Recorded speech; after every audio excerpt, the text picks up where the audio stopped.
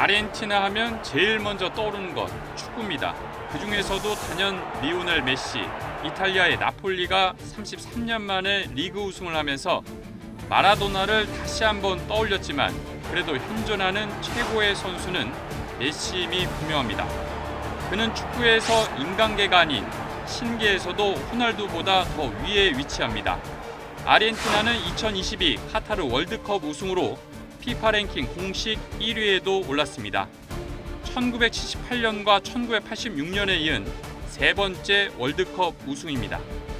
역대 월드컵에서 아르헨티나는 스쿼드, 즉 선수 구성만 놓고 보면 우승 후보로 자주 거론됐지만 목표를 이루지 못하고 더 자주 표류했습니다. 여건을 보면 잘 살 것 같은데 그렇지 못하는 아르헨티나 경제 상황과 매우 비슷합니다. 암울한 경제에 절망한 아르헨티나 국민은 메시를 위안으로 삼습니다. 축구 얘기는 여기서 끝낼까 합니다. 대신 어릴 적 즐겨봤던 만화 얘기 하나 잠깐 해보려 합니다. 이것도 아르헨티나 경제와 관련이 있습니다.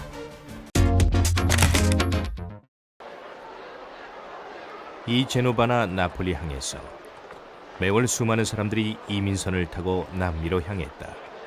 어떤 사람은 가족과 함께 신천지를 찾아서, 어떤 사람은 가족과 헤어져 혼자서 멀리 대서양을 건너 브라질이나 우루과이, 그리고 더 멀리 아르헨티나로 건너갔다. 엄마 찾아 산말리는 일본에서 만든 유명 TV 시리즈입니다. 엄마 찾아 산말리는 한국판 제목입니다. 소년 마르코가 어려운 가정 형편 때문에 돈을 벌기 위해 먼 나라로 떠난 엄마를 찾아가는 줄거리입니다. 마르코의 출발지는 이탈리아 제노바이고 목적지는 아르헨티나 부에노스 아이레스입니다. 지금 생각하면 출발지와 목적지가 바뀐 게 아닌가 싶지만 19세기 말 상황이 그랬습니다. 당시 아르헨티나는 말과 쇠고기 수출에 기반을 둔 낙농업 부국이었는데 노동력이 부족해지자 이탈리아와 스페인, 독일 등지에서 온 이민자를 받아들였습니다. 19세기 말 당시 돈과 사람이 모이는 곳이 바로 아르헨티나였습니다.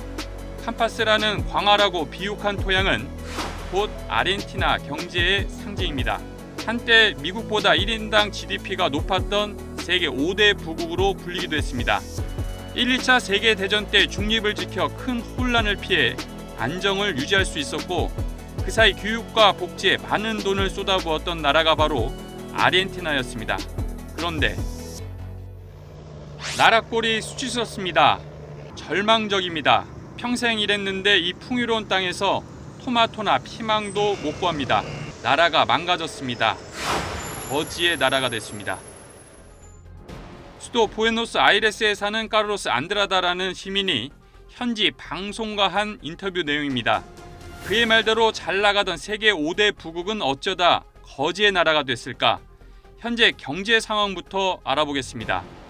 9월 기준 아르헨티나 중앙은행 기준금리는 118%, 8월에 97%에서 118%로 올린 이후 두 달째 이어지고 있습니다.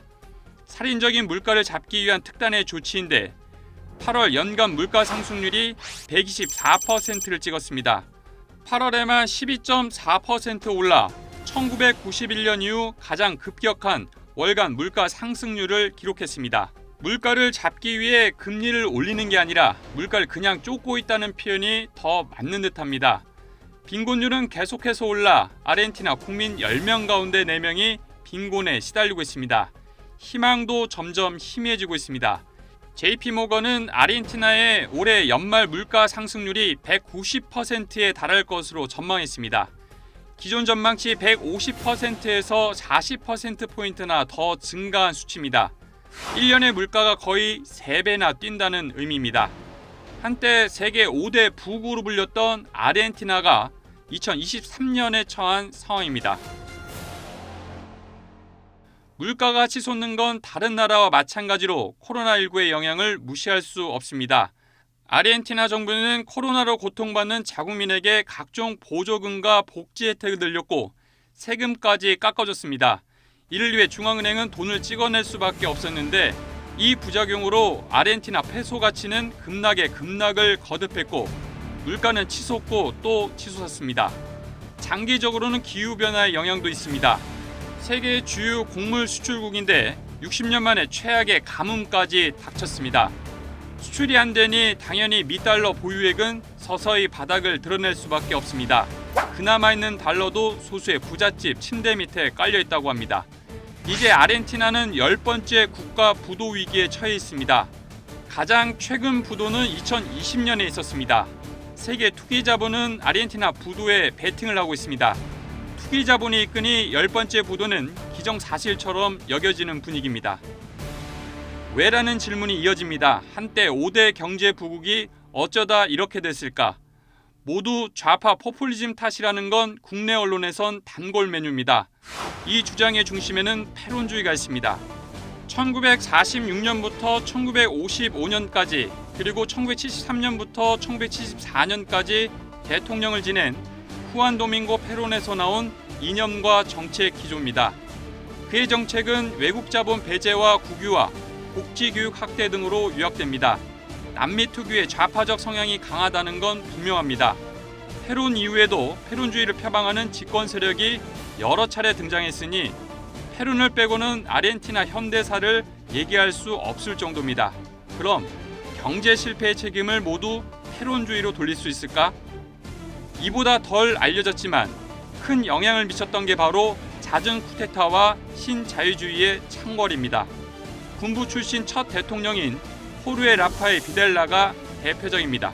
그는 아르헨티나 경제 몰락의 최대 원흉으로 지적받습니다. 그는 철저히 신자유주의에 기반한 경제 정책을 펼쳤습니다. 국영기업과 민간 회사들을 외국 자본의 헐값으로 매각하면서 아르헨티나 산업 기반이 급속도로 붕괴됐습니다.